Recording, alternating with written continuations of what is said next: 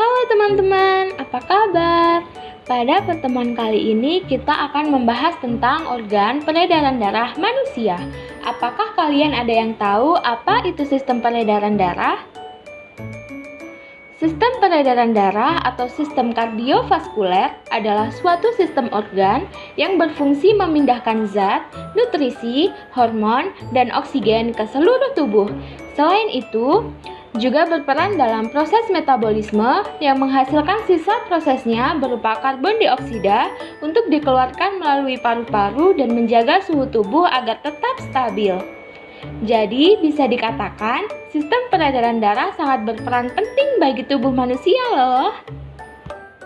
Dalam sistem peredaran darah, tentu saja ada alat atau organ yang berperan dalam mendukung sistem peredaran darah ini. Apakah teman-teman ada yang tahu? Tentu kalian sudah tidak asing bukan dengan organ manusia seperti jantung? Jantung berada pada rongga dada sebelah kiri pada tubuh manusia dan selalu berdetak, bahkan teman-teman pun pasti bisa merasakannya. Nah, jantung ini merupakan salah satu organ yang penting dalam sistem peredaran darah pada manusia loh. Jantung pada umumnya memiliki ukuran kira-kira sebesar kepalan tangan dan mempunyai berat 300 gram. Jantung terdiri dari beberapa bagian yaitu serambi kanan, serambi kiri, bilik kanan, dan bilik kiri. Di antara bilik dan serambi terdapat pintu penghubung disebut katup jantung. Katup tersebut akan melakukan gerakan membuka dan menutup sesuai dengan denyut jantung. Dengan demikian darah dibalik dan serambi tidak akan tercampur.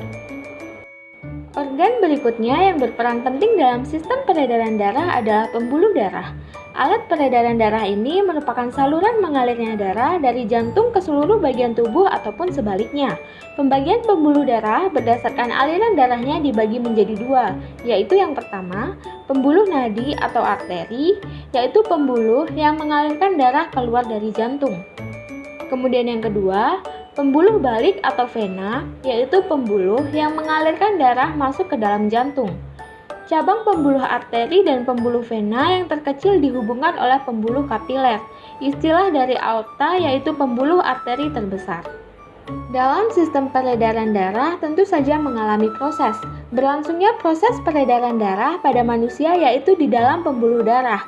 Oleh karena itu disebut sistem peredaran darah tertutup.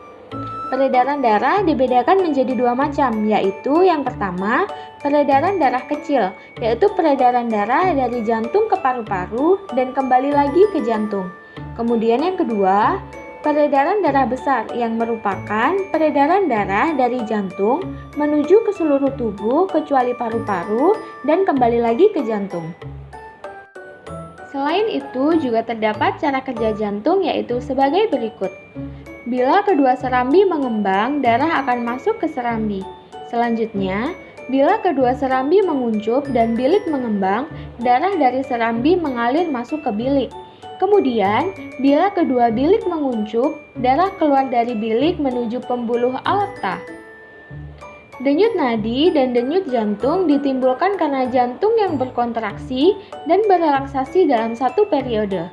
Denyut nadi pada anak-anak adalah pada kisaran antara 90 sampai dengan 100 denyut nadi per menit. Sedangkan pada orang dewasa berkisar antara 70 sampai dengan 80 denyut nadi per menit.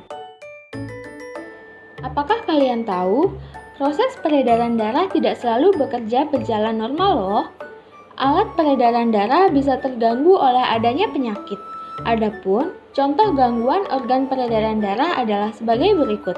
Yang pertama ada hipertensi atau disebut juga dengan darah tinggi.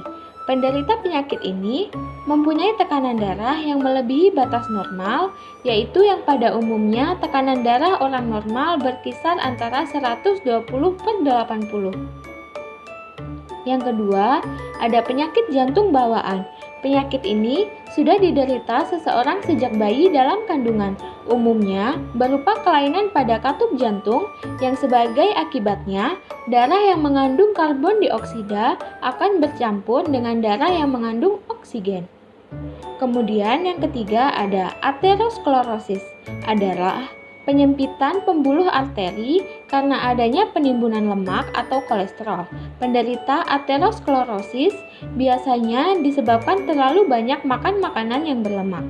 Kemudian, berikut ini merupakan pola hidup yang sebaiknya diterapkan supaya terhindar dari gangguan peredaran darah dan juga menjaga agar sistem peredaran darah kita tetap sehat.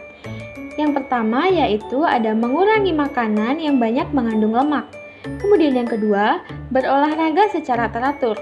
Yang ketiga, pola makan sehat, 4 sehat 5 sempurna. Kemudian yang terakhir ada mengendalikan emosi supaya kerja jantung tidak terlalu berat. Ya, sayang sekali pembahasan kita harus berhenti di sini. Sampai jumpa lagi di lain waktu ya. Dadah!